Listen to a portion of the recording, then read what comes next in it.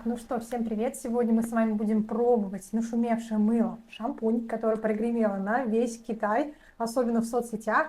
Поэтому сегодня будем пробовать, и я скажу свое личное мнение. Поехали! По интернету очень много гуляла об этом мыле шампуне, я решила его попробовать. Состав этого мыла: масло семян, масло камели, оливковое масло, масло семян жожобы, экстракт листьев водорослей, папоротника. И теперь вы понимаете, почему такое лицо состряпало, потому что пахнет оно действительно, как будто бы я в лесу и моюсь папоротником. Сначала как будто мне показалось, что не сильно мылится, но потом поняла, что очень быстро намылилась. И эффект мне очень понравился, волосы прям скрипели от чистоты, поэтому очень советую попробовать.